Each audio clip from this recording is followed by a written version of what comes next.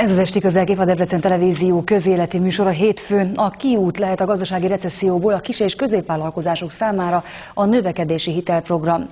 Ha olcsóbb kölcsönhöz tudnak jutni, fejlesztések kezdenek, ami munkahelyeket teremt és gazdasági növekedés generál. De elegendő lesz ez a gazdasági fordulathoz? Miklósi Ferenc, a megyei iparkamara elnöke, jó estét kívánok! Ez a megoldás?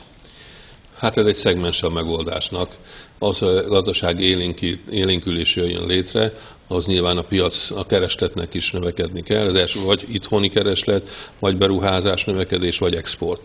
Ma magyar kis és középvállalkozások rendkívül nehéz helyzetben vannak finanszírozást tekintve is, hiszen ha csak a visegrádi országokat nézzük, akkor messze forgalomarányosan a legkevesebb forrással rendelkeznek, nagyon sok forrás ki lett az elmúlt években vonva, tehát a banki szektor elsősorban gazdaságból, de itt is a kis középvállalkozásoktól vonta el a hitelkeretet.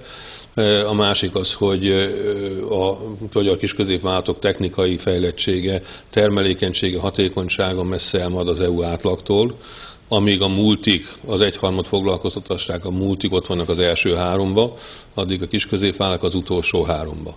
Mindenféleképpen nagyon fontos ezt a likviditási helyzetet, vagy a beruházás, ami rendkívül alacsony, megint a visegrádiak közül messze a legalacsonyabb, mindenki a GDP 20% fölött ruház be, nálunk ez 15-16, nagyon alacsony, tehát a megújulás nem tudja biztosítani. Egy olyan forrás lehetőség, amelyik ösztönzi azokat a vállalkozásokat, akinek előkészített projektjei vannak, piacot is látják, elsősorban exportpiacra dolgoznak, vagy hát bizonyos kedvezőtlen hitelt ki tudnak váltani. Az, hogy amit ugye mutatunk a nézőknek a mai híradóban is, hogy sok szempontból rosszabbak a kondíciók, és ön is tulajdonképpen ezt erősítette meg, ez minek tudható be az elmúlt évek forráshiányos helyzetének, mert hát a válság azért világszerte mindenhol ugyanúgy éreztette a hatását. Hát ez hozzájárul az elmúlt 20 év politikája. Itt nagyon sok piacot átadtunk külföldi vállalkozásoknak, amit most próbálunk esetleg akár szolgáltatás, akár termelő, akár kereskedelmi piacról lenni szó, és nem becsültük meg ezeket a kis középvállalkozásokat, ahol jelentősen olyan 1,5 millióval csökkent a foglalkoztatás mondjuk 20 év alatt. Tehát amíg mondjuk, és nem alternatíva, tehát nagyon fontos volt, hogy a nagyvállalatokat, vagy a multikat segítettük különböző támogatásokkal, adóval, kedvezményes támogatásokkal. Ezek nyilván foglalkoztatás növekedtek, technikákat hoztak ide, menedzsmentet, nagy része ki, akinek piac kellett. Addig a kis középvállalkozásokról elfeledkeztünk. Ezek elég aránytalanul differenciáltan nagyobb terhet viseltek, rendkívül alultőkésítettek, kockázatvállaló képességük alig van, technológiájuk, szakmai színvonalak relatíve lemaradt a Európától, és éppen két hete voltunk a Brüsszelbe, ahol az egyik EU biztosság vezetője azt fogalmazta meg, hogy Magyarországnak kitörési és növekedési tartalék zömme a kis középvállalatoknál vannak. 2,5%-os hitelről van szó, és elég jelentős összegről, hiszen 500 milliárdról volt szó eleinte, aztán 750 milliárd lesz az, amit több tucat bank kijutathat a vállalkozásoknak. Most, amikor az elmúlt 3-4 évben a hitelekről, hát leginkább mindenkinek rossz tapasztalata van, hogy a hitel óvatosan, ugye erről szólt minden, most néhány hónap alatt, mert hát ugye augusztusig kell megkötni a szerződéseket, könnyű lesz a vállalkozókat gyors fejszámolásra bírni, és hogy nyugodtan menjenek bele, amikor tényleg évekig most azt hallottuk, hogy a hitel az veszélyes dolog. Hát hitel akkor veszélyes, ha az ember nem tudja, hogy mire akarja alkalmazni, nincs meg egy pontos üzleti terve, és nem látja ennek a megtérülését. Na most a Nemzeti Bank új vezetése egy eddig szokatlan vagy más politikát folytat. Hát eddig ilyen nem volt. Igen, és részt vállal, és hát reméljük és drukkolunk, hogy ez nagy siker legyen. Részt vállal a gazdasági növekedésbe, hiszen folyamatosan csökken a jegybanki alapkamat, gyakorlatilag ezt a hitel forrást is elvileg 0%-os kamattal biztosítja a kereskedelmi bankoknak, és ők adják tovább ezért a hitelért. Tehát a rövid idő, a hitel mennyisége se túl nagy, bízunk abba, hogy ezeket a hiteleket különböző csomagok követik. Tehát elsősorban azok tudják felvenni, akik előkészített hitelük van, vagy meglévő hitelállományt esetleg átteszik egy kedvezőbb hitelre. Valakinek van egy 3-4-5 év múlva lejáró hitele, 8-10%, azt most jó esetben át tudja tenni egy 10 éves, 2,5%-os hitelre, akkor most már az éves törlesztése, hitelszolgálati kötelezettsége a felére csökken, levegőhöz jut, maradnak ki forrásai, ebből évek alatt tud fejleszteni, forgóeszközt egyebekre fordítani, tehát ezeknek a hatása 1-2-3 év múlva érződik. Mire vehet igénybe ez a segítség?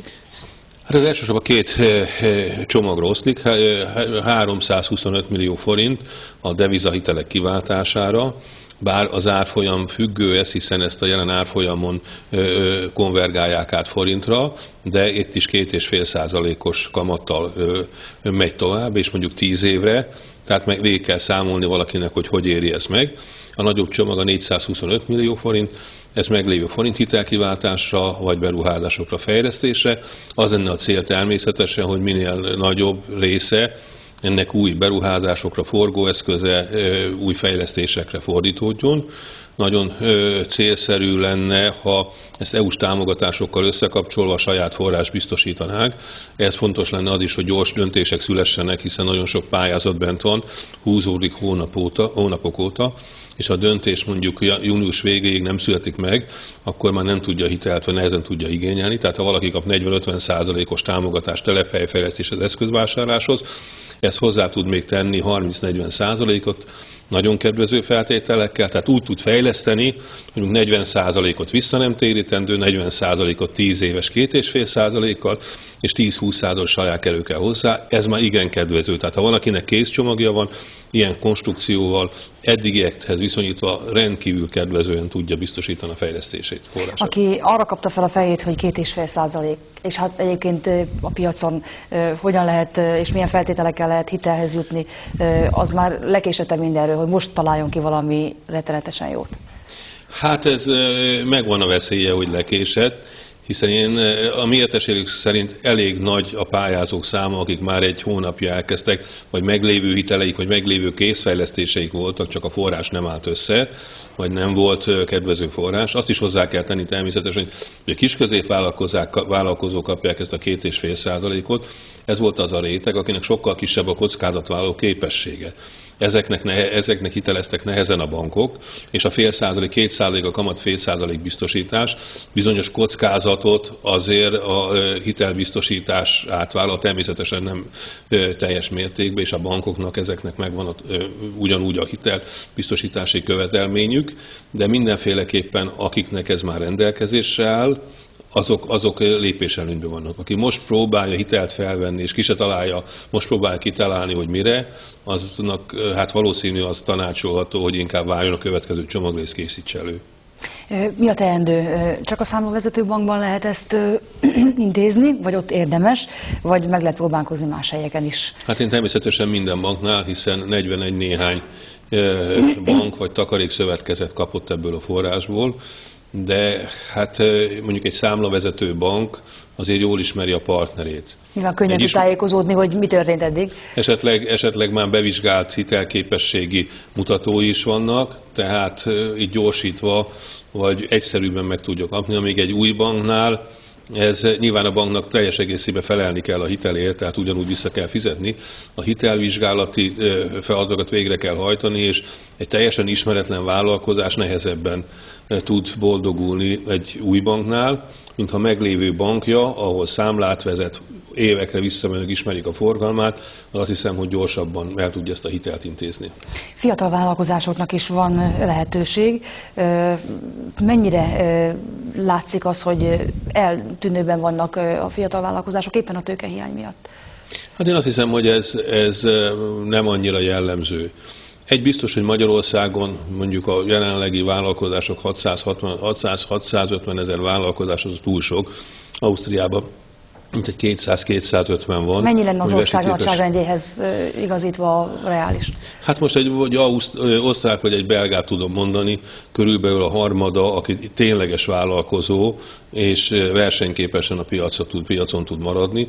Tehát a mostani vállalkozások jelentős része azért nem igazán hosszú távú üzletfejlesztésre jött létre, hanem bizonyos átmeneti célokkal, adókönnyítés, technikai, elszámolási technikák, egyebekkel, és hát nyilván ennek majd le kell tisztulni, és elsősorban azok a fiatal vállalkozások, akik innovatív képesek, globálisan tudnak gondolkozni, van kreatív és innovatív képességük, azok ezzel a fejlesztési politikával jól tudnak járni. Akinek nincs elképzelése, az nehezebben tud, hát ne is nagyon foglalkozzon vele, hogy van egy olcsó hitel, de nem tudja, mire használja, akkor ő biztos rosszul fog járni. Tehát a jó szél az csak a jó hajósnak kedvez.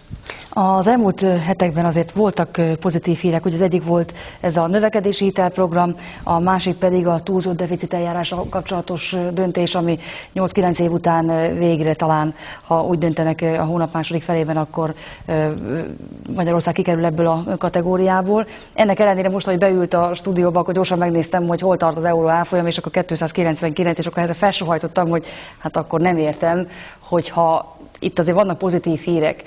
Miért tartunk mégis itt? Gondolom, hogy vannak, akik megkérdezik, lehet nem a közgazdászok, de mit mond a szakember? Én azt hiszem, hogy a forint-euró árfolyam hogy áll, azt nem csak a makrogazdasági mutatók határozzák meg, hanem egyrészt vannak spekulációs körülmények, másrészt ezt a régiót együtt értékelik, és hát sok minden más szempont közrejátszik, hiszen azt vesszük, Magyarország az EU GDP-nek az 1,4%-át adja, tehát nem igazán tudja befolyásolni ezeket a körülményeket. Valóban a makrogazdasági mutatók nagyon jó irányba mennek, hiszen az inflációs jelentősen csökkent, az adósság, költségvetési hiány is csökken, remélhetőleg nő a foglalkoztatás. Hát a GDP-t kellene valamilyen növekedés valamilyen formában beindítani, de hát ezt nyilván nem olyan költségekből, hogy megint a hitel nőjön. Ezt az utat nehéz megtalálni, ezt keresi most a politika is, keresik a vállalkozások is, hiszen a belső piac mellett azért nyitni kell exportpiacra, ahhoz innoválni kell, fejleszteni kell, és azért jó, hogy van ilyen, akinek tényleg célja van, és perspektívával azt tud szerezni viszonylag most könnyebben és olcsóbb hitelt, mint 1-2 évvel ezelőtt. Hogyha végezetül piacnyitást említett, akkor említsük meg a múlt heti útjukat, egy cseh magyar találkozón voltak Prágában. Ez akár a térségnek, akár a megyének mennyiben lehet előrelépés, vagy csak egy udvariassági tájékozódó látogatás volt? Nem, hát ez a második cseh-magyar gazdasági napon vettünk részt, és tavaly itt volt a köztársasági elnök, és a megyei kamarát, illetve Debrecen várost hívta meg vendégként, és örömmel vettünk részt, és nagyon hasznos tapasztalatra tettünk szert.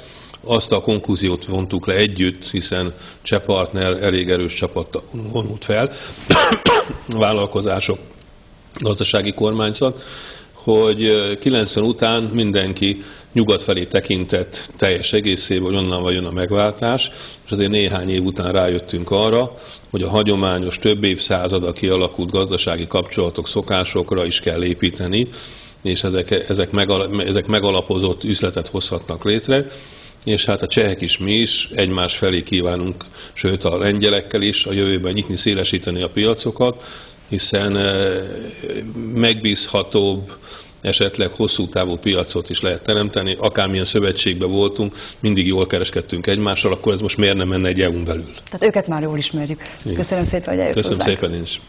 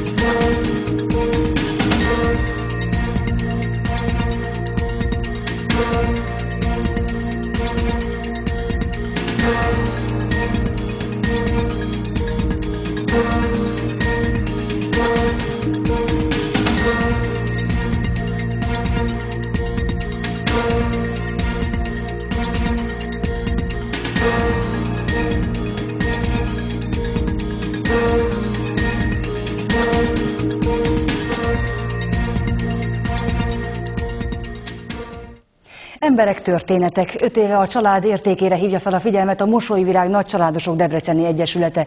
Idén minden eddiginél többen jelentkeztek a kiírásukra, a díjakat pedig múlt héten az Országházban adták át. Filetné Radnai Ildikó, a Mosolyvirág Egyesület elnöke a vendégünk. Köszönöm, hogy elfogadta a meghívásunkat. Hát a nemzetközi verseny lett ez az 5 évvel ezelőtt helyi kezdeményezés, mondhatjuk ezt? Így van. Mi történt? Hát nem kis munka van mögötte, az 5 év mögött, mivel egy Mosolyvirág Nagycsaládosok Debreceni Egyesülete ötletéből induló, tehát abszolút civil kezdeményezés, abszolút helyi debreceni kezdeményezés nőtte így ki magát.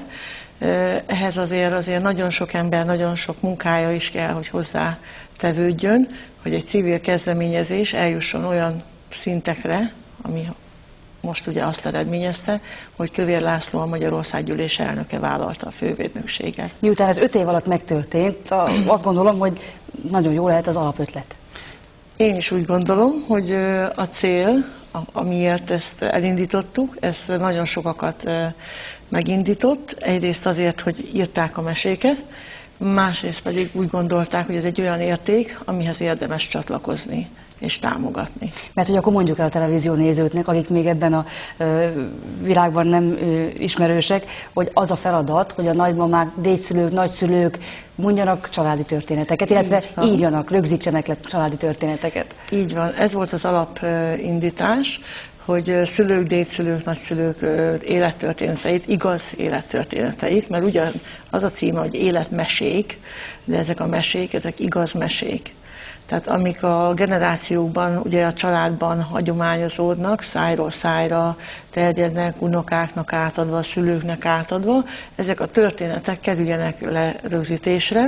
4 korcsoportban van mindig a pályázat kiírva, tehát már az egészen az írástudástól, tehát a 6-7 éves az általában a legfiatalabb pályázónk, és az idén például 86 éves volt a legidősebb pályázó, tehát mindenki mesélhet mindenkinek, és ezt a történetet, amikor lejegyzi, akkor végül is a zsűri is nem az irodalmi értéke ennek a lejegyzésnek a legfontosabb, hanem a belőle áradó üzenet, és az üzenetnek az a szeretett tartalma, az a mindennapokban erőt adó, és a családi értékeket áttudó, átörökítendő értéket keresi a zsűri is, és mi is, amikor kiírtuk ezt a pályázatot. Én most az asztalon 2 kiadványt látok. Ez azt jelenti, hogy egy fajtából hozott 2, vagy idén már 2 kötetes a összeállítás, hiszen mindenki, vagy csak a legjobbak kerülnek be? Csak a legjobbak kerülnek, és egyesületünk erejéből nem is tellett volna a 2 kötetre,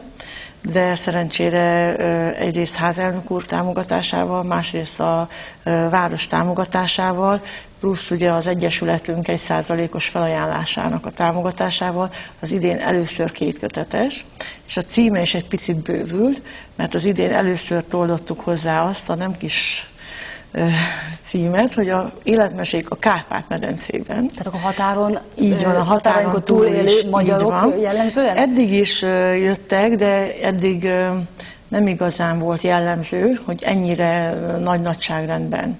Mivel Egyesületünk tavalyi év végén csatlakozott a Kárpát-medencei Családszövetséghez, így azon a belső láncon is meg tudtuk hirdetni, és hát ugye hála az internetnek, mert azért van pozitív hatása is, ez a felhívás és a pályázat olyan helyekre is eljutott, ahova soha nem jutott volna el ezen a belső levelező listán kívül, illetve hát ugye mint Kárpát-medencei civil egyesületi tag, én is minden körön és fórumon megragadtam az alkalmat, hogy fölhívjam a figyelmet a pályázatunkra, és így elmondhatom, hogy Magyarország összes megyéből érkeztek pályázatok, és az idén Erdély volt eddig a vezető a határainkon túli területekről, de az idén átvette a Délvidék, ahonnan százalékosan a legtöbb pályázó. Vidám történetek ezek? Nem tudom, Ildikó mennyire ismeri mindegyiket? Én mindegyiket el kellett olvasni? Minden napra volt egy mese? Én mindegyiket szeretem elolvasni, mivel hogy hozzám érkeznek be. és én szoktam általában a zsűrihez is továbbítani, tehát én az 5 év alatt mindegyiket azt mondom, hogy vannak nagyon persze kedvencek. De gyerekkorában nem olvasott ennyi mesét, tulajdonképpen nem hallott ennyi mesét. Én foglalkozásomból adódóan elég sok mesét olvasok, de nagyon szeretem. Az az igazság, hogy ugye az ötletet is és a szívemből szeretem, tehát legalább olyan izgatott vagyok, mint a zsűri, amikor érkeznek a pályázatok, és az idén már éreztem, hogy rendkívüli magas számú pályázat érkezik, már nagyon nagy érdeklődéssel várták a kiírást is, amit minden évben ugye januárban megteszünk, március körülig ugye beérkeznek, eddig mindig májusban hirdettünk eredményt, mert mindig a Családok Világnapjához kötöttük ezt az eredményhirdetést, de az idén, mivel Kövér László házelnök úr elvállalta ezt a fővédnökséget, ezért a Nemzeti Összetartozás napja lett végül is annak a hetében. Címével is egybecseng. Így van. Vidám történetek ezekhez képest. Vidám történetek is vannak benne, természetesen nem elsősorban arra van ez úgy kiélezve, hogy vidám legyen, vagy szomorú. Engem az érdekel, hogy ösztönösen milyen történeteket írnak. Igen, ösztönösen az emberek szeretik persze a vidámokat, mert minden család őriz gyerekszáj történeteket, és minden család őriz ugye keserédes történeteket is. Nagyon sok természetesen háborús papa-mama visszaemlékezés is van közte, de mivel a pályázat nem csak életmese, hanem abban is, itt az alcíme is mutatja, hogy abban is bővítettük már, pont a pályázók számára tettünk ezzel ugye a kérésüknek eleget, mivel amikor kicsi voltál, amikor kicsi voltam alcímet is viseli a pályázat, ez azt jelenti, hogy ilyen kispapák, kismamák visszaemlékezései is érkeznek. Tavaly nagyon sok blog bejegyzés is érkezett, az idén is érkezett kisfilm is, de változatlanul kötnénk ahhoz a magunkat, hogy lehetőleg egy rövid történetben summázódjon az élettapasztalat, és az egy sűrítmény legyen. Az idén is küldtek be 60-80 oldalas ilyen családregényeket is, és vissza ugye vezetve a család történetét, tehát elsősorban nem ilyenekre szeretnénk, hogy kinek ki a nagyapja, stb. Az is fontos, csak az is nagyon fontos, mert az a család számára, így van, a család számára ez persze, ez egy nagyon nagy kincs, ha ezt a családba valaki ezt leírja, összegyűjti, de mi elsősorban olyan történeteket várunk, ami mások számára azt üzeni, hogy a család az egy érték, egy megtartó erő, és hogyha baj van, ha gond van, ha vidámság van, akkor mindig számíthatunk rá. Meg kell, hogy kérdezzem, hogy Hajdú-Bihari Debreceni nagyon jól szereplő tollforgató volt-e? Így van, az idén 2 voltak, dr. Fegyveres Mária, és milyen Mónika, pedig tudom a nevét, elnézést kérek tőle, és nagy örömmel vették át ők is a díjat, mint ahogy a 31 díjazottból ugye 29-en személyesen át tudták venni. Ez nagyszerű. Akkor jövő januárig kell gondolkodni a következő történeten, és aztán újra lehet majd indulni a ringbe. Köszönöm szépen, hogy eljött hozzá. Nagyon szépen köszönöm. Hol nevetve, hol meg sírva búcsúztatta Vidnyánszky Attilát a Csokonai Színház társulata. Művészeti vezetőként érkezett a társulathoz, majd direktor lett. Stábunk a rendhagyó évad zárón járt.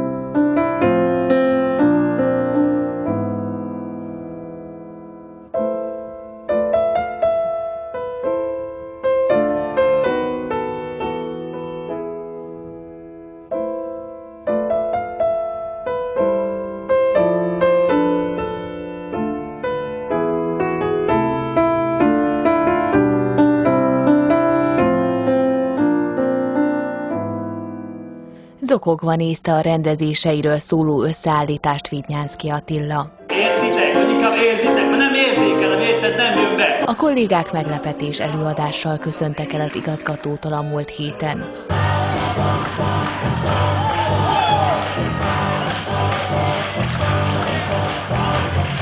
A sírás után párnacsata és nevetés következett, majd ismét elérzékenyült az igazgató. Nagyon hálás vagyok ezért a 7 évért mindnyájatoknak.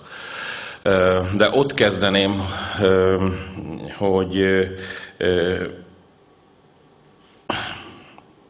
Na, szóval nagyon köszönöm mindnyájatoknak. Én azt hiszem, hogy egy nagyon jó színházat csináltunk itt közösen, és ebbe beletartozik a város is, és a város közönsége is. Vidnyánszky Attila búcsúbeszédében azt mondta, az előzetes számításaival ellentétben a debreceni közönség nyitott volt az újdonságokra. A vidéki közönség befogadó, szereti az újat, különben nem gyökerezhetett volna meg a Deszkafesztivál. Szereti a kísérletező kedvet, hogyha azt érzékeli a színpadon. Az itt maradó színészek azt mondják, hiányozni fognak a távozó kollégák és az igazgató. Nem mondom, hogy üres lesz, mert nyilván Annáék is igyekszenek ezt megtölteni, és szerintem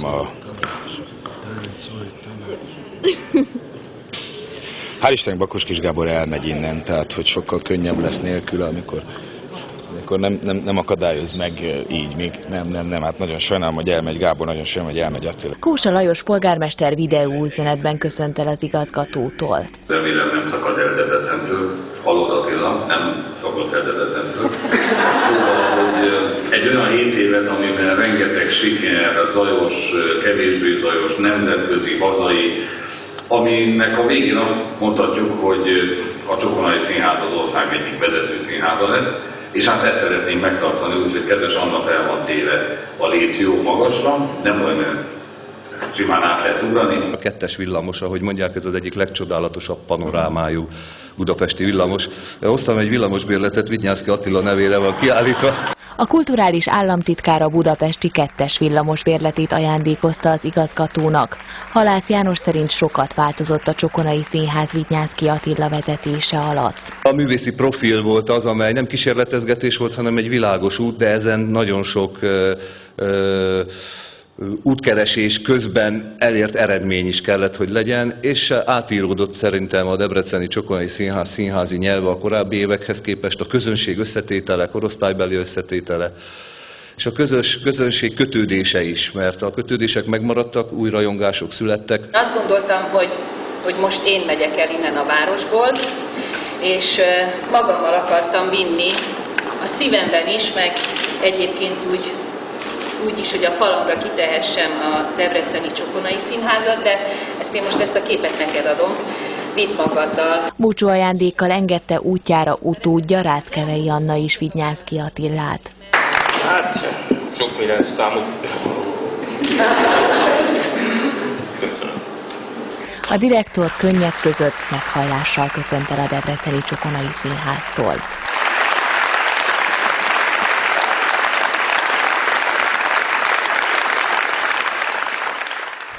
Hát ilyen volt a színházi búcsú. Ennyi fért mai közéleti félóránkba, holnap is számítunk a figyelmükre, akkor Vida Gyula jelentkezik majd az esti közelképpen. Tartsanak akkor is velünk, viszontlátásra!